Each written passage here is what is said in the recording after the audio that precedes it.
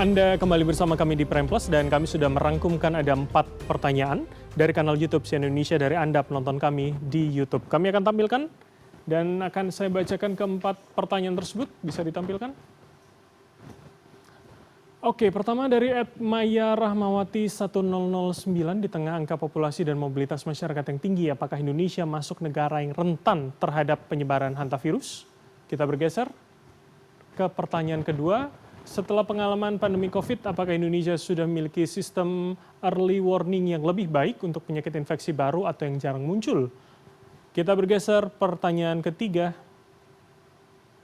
Jika kasus hantavirus merebak di Indonesia, apakah fasilitas kesehatan kita, terutama di daerah, siap melakukan deteksi dan juga penanganan cepat? Terakhir, dari @aidit7, jika terkena hantavirus apakah ditanggung BPJS, Pak? Oke, ini spesifik, Pak. Berarti saya berikan ke Pak Edi. Ini kira-kira pertanyaan masyarakat, Pak. Yang mana ini? Yang keempat terlebih dahulu, Pak. Keempat ini. Ditanggung BPJS apa tidak? Ya kalau dia menjadi peserta BPJS pasti ditanggung.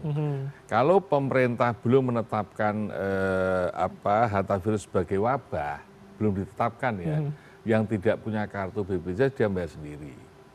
Maka tentu semuanya ini tergantung polisi pemerintah. Oke, dan kemudian bagaimana jika merebak di Indonesia jika tentunya ya, sebarannya begitu ya? Kan kita harus pahami bahwa Andes virus ini kan memang belum masuk kan. Dan kalau sul virusnya kan itu terjadi juga kasusnya nggak terlalu banyak. Maka tentu pemerintah akan mempelajari apakah ini masuk di dalam wabah atau tidak. Oke, baik. Kalau untuk ini, Pak, terutama daerah, apakah siap melakukan deteksi dan penanganan dengan cepat? Nah, itu yang harus kita lakukan. Maka rumah sakit rujukan untuk mempercepat surveillance, pemeriksaan serologi, pemeriksaan PCR, ini harus disiapkan untuk antisipasi. Nah, karena apapun nanti ketika dia masuk pada fase kritis kan mereka masuk rumah sakit. Ini yang harus disiapkan rumah sakit yang ada di Indonesia. Tapi karena pengalaman kita COVID di 2021 sudah banyak, saya kira nggak terlalu sulit untuk ini. Oke, artinya dengan hari ini, kesiapan hari ini menurut Komisi 9 khusus itu cukup? untuk yang hantavirus ini ya, tentu akan kami cek dengan Kemenkes. Maka minggu depan pasti ini akan menjadi pembahasan. Nanti publik akan tahu bagaimana kesiapan pemerintah terkait dengan hantavirus ini. Pun kemudian ada lonjakan anggaran di sana, Pak, untuk kemudian daerah seluruh Indonesia lebih siap menghadapi hantavirus. Ya, pasti kalau kasusnya tinggi dan itu mengancam keselamatan hidup masyarakat, pasti konsekuensi politik anggaran harus kami lakukan. Dan itu ada kesepakatan antara Komisi 9 dengan Kemenkes, pasti itu. Oke, artinya Komisi 9 siap menyesuaikan begitu ya? Iya, kalau memang Kementerian Kesehatan menganggap ini sebagai kasus lalu wabah atau kasus yang lain, pasti kami akan dorong dong politik anggarannya. Baik. Karena itu menyangkut keselamatan hidup orang banyak. Oke, baik. Ibu Mas Lina, komentar Anda, Bu? Ya, kalau terkait dengan early warning system, sebenarnya di Kementerian Kesehatan itu sudah ada yang namanya SKDR, Sistem Kewaspadaan Dini dan Respons. Ada setidaknya 3 yang mengarah kepada hantavirus juga, yaitu ILI, Influenza-like Illness, kemudian dengue, lalu satu lagi pneumonia. Nah, jadi biasanya kalau terjadi peningkatan suspek, karena SKDR itu basisnya suspek, hanya 2 yang konfirmasi di SKDR itu malaria dan COVID-19 dengan rapidnya ya. Tapi kalau terjadi peningkatan pada kasus ini, maka patut dicurigai ada kondisi apa di wilayah tersebut. Jadi sebenarnya kalau ditanyakan apakah kita sudah memiliki early warning system, iya. Kementerian Kesehatan sudah memiliki itu, dan itu sampai ke tingkat puskesmas pelaporannya. Hanya saja kalau kita lihat masih ada disparitas. Jakarta bagus sekali pelaporannya, tapi wilayah-wilayah lain ini yang kami juga ikut melakukan analisis disparitas antar wilayah terkait dengan kualitas pelaporan. Oke, itu artinya kami bisa membayangkan untuk di daerah terutama, apalagi di tingkat puskesmas, artinya memang sudah berjalan atau ada switch button yang harus kita on-kan terlebih dahulu? Sebenarnya ini secara rutin sudah berjalan. Dia dilaporkan ada yang rutin mingguan, setiap hari Senin sore itu dilaporkan, hari Selasa udah bisa terlihat angkanya. Tetapi kalau mingguan tentu agak terlambat. Kita kan membutuhkan yang real time. Tapi ada juga pelaporan yang real time. Biasanya dari rumah sakit, kalau ada kasus masuk ke rumah sakit terjadi perburukan dalam waktu cepat, itu biasanya terbaca di dalam sistem. Itu merupakan bagian dari early warning system. Kalau terkait dengan apakah kita masuk negara yang rentan terhadap penyebaran hantavirus, sejauh ini kita masih low ya, risikonya low risk untuk penyebaran hantavirus yang jenisnya Andes. Tapi kalau yang jenisnya HFRS yang Ham-Horn Free Respiratory Syndrome, itu kita sudah dari tahun 1991 selalu punya kasusnya. Tetapi memang penyebarannya tidak semasif COVID ataupun influenza karena moda transmisinya itu berbeda. Oke, tapi kalau terjadi Andes masuk ke Indonesia, transmisi manusia dengan manusia, kita secara infrastruktur sudah siap menurut Anda? Yaitu yang harus diperkuat adalah pintu-pintu masuk kita. Kita berharap mudah-mudahan tidak terjadi transmisi masuk Andes ke Indonesia. Karena itu komunikasi risiko kepada masyarakat itu harus diperkuat. Bukan hanya pendatang yang datang dari daerah terjangkit, tapi juga mereka yang kontak. Mereka yang kontak dengan pendatang itu juga memiliki risiko. Jadi kesadaran bersama karena pemerintah sendiri tentu tidak bisa memantau satu persatu masyarakat Indonesia, karena itu kesadaran itu harus dibangun dari bawah. Jadi kalau mereka memiliki gejala dan kemudian ada riwayat kontak dengan mereka yang baru kembali dari daerah terjangkit, maka masyarakat harus tahu mereka harus kemana dan harus dilakukan apa. Bu Pani. Jadi kan itu menjadi step satunya, tapi kalau kemudian sudah tersebar, sudah terjangkit di Indonesia, step 2-nya apa yang bisa kita lakukan? Ya, kalau kita lihat berita yang saat ini beredar cukup dramatis, Prancis dan Inggris itu melakukan evakuasi pada warga negaranya yang ada di kapal tersebut, dan mereka dibawa ke satu pulau. Ada yang Prancis ya dibawa ke satu pulau. Sebenarnya kita juga punya.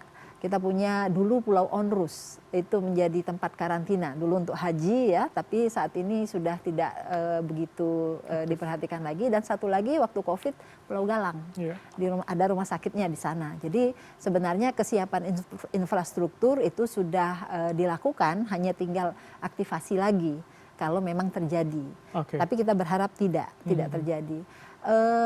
Dan kalau kita lihat kok isolasi dan karantinanya dramatis sekali. Ya memang karena virulensinya tinggi walaupun kasusnya sedikit, maka memang harus diperketat isolasi dan karantina. Karantina bagi kontak erat.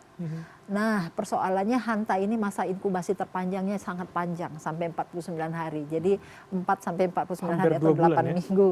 Nah, ini yang cukup mengganggu sebenarnya dalam pengendalian. Tapi memang SOP-nya demikian. Jadi itu yang harus diperkuat. Jadi artinya infrastruktur sudah ada, hanya tinggal reaktivasi ya untuk kemudian menghidupkan itu lagi. Baik, Dokter Mulia, apa yang bisa Anda tanggapi dari keempat ini? Ya, tentunya tadi surveillance yang ketat ya, dengan pemeriksaan diagnostik yang perlu diperkuat supaya kita juga bisa mendeteksi dengan PCR, deteksi dini, terutama di daerah perbatasan orang masuk ke negara kita, terutama di pelabuhan, bandara, ya dari laut, darat. Nah itu perlu diperketat, terutama yang bepergian di daerah endemis yang ada riwayat Andes tadi itu harus diperketat. Atau yang pernah kontak dengan penderita yang menderita Andes, nah itu sebaiknya diobservasi karena masa inkubasi itu bisa 6 sampai 8 minggu, sebaiknya diisolasi 45 hari. Kalau di berita tuh yang dari kontak itu isolasi 45 hari sampai nggak ada gejala gitu. Tapi begitu ada gejala. Saya membayangkan negara Amerika Selatan kan Argentina dan Chili ya, yang artinya baru ditemukan. Apakah kemudian bandara menjadi titik satu-satunya kita memperketat pintu masuk, atau menurut Anda ada hal lain yang harus kita siapkan? Nah, selain pesawat terbang, kapal laut juga bisa. Jadi pelabuhan-pelabuhan di mana pintu masuk dari negara lain, nah itu perlu diperketat surveillance-nya dengan disediakan pemeriksaan diagnostik yang lengkap ya, supaya bisa membantu deteksi dini adanya virus Hanta atau yang lain ya, infeksi yang lainnya. Tapi bicara soal kerentanan, sebetulnya kita terhadap Andes seperti apa kemudian? Untuk saat ini memang tikusnya yang menularkan Andes itu yang long tail pygmy rice rat dan tidak ada di Indonesia.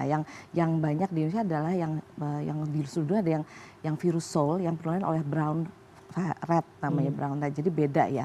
Jadi saat ini memang risikonya rendah kalau penularan di masyarakat dan itu memang penularannya kan lewat kontak dari binatang pengerat, dari urinnya, kotorannya maupun saliva atau misalnya debu yang terkontaminasi. Nah makanya setiap kali membersihkan gudang yang penuh debu yang kita nggak tahu ada tikus, nah sebaiknya gunakan masker dan sarung tangan. Dan setiap kali kontak dengan bermain di luar atau kontak tanah, misalnya petani atau misalnya anak-anak, ya sebaiknya lakukan perilaku hidup bersih dan sehat dengan cuci tangan sebelum makan dan setiap habis bermain ya.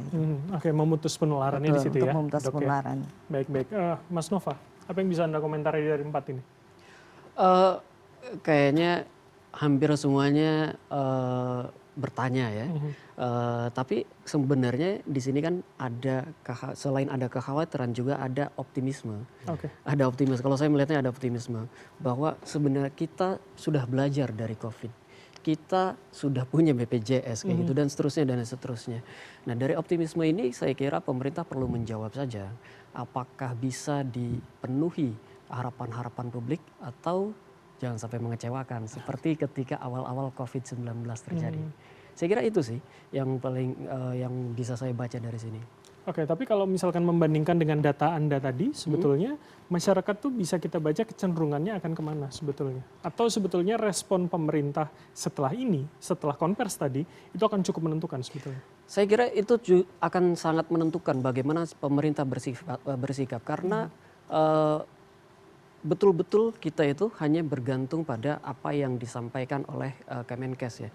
Pada saat ini komunikasi informasi tentang hantavirus ini kita hanya bergantung pada Kemenkes.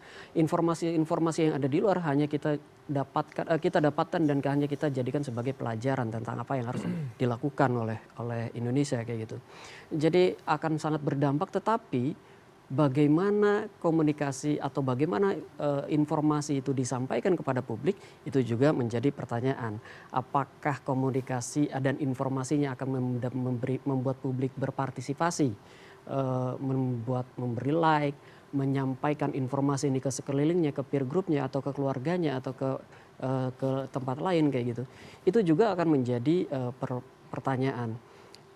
Jika informasinya masih tidak jelas, dinilai oleh publik masih tidak jelas atau memberikan tanya lanjutan, tentu saja informasi ini akan ditahan. Publik akan menahan informasi dan akan bertanya lagi, ini ke depannya akan seperti apa atau yang bagian mana sih yang akan kurang kayak gitu. Ketika publik menahan informasi karena ketidakjelasan itu, sekali lagi potensi misinformasi, disinformasi atau hoax secara umum itu merebak dengan sangat mudah. Atau bisa Anda gambarkan secara mudah misalkan bentuk yang seperti apa yang sebenarnya menjawab pertanyaan publik tadi, Mas? Bentuknya adalah kalau secara teknis gitu ya, tentu saja kalau ada tikus, gambar tikusnya seperti apa? Apakah tikus got, apakah tikus sawah, apa tikus hutan, yang seperti apa? Lalu daerah-daerah mana yang rentan? Kita kan punya titik-titiknya. Ada pelajaran-pelajaran, ini dikasih tahu di situ titik-titiknya. Lalu apa yang harus dilakukan?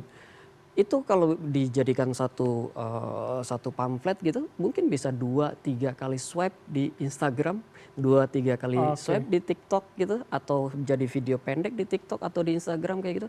Itu tentu akan lebih mudah untuk disebarkan oleh netizen di Indonesia.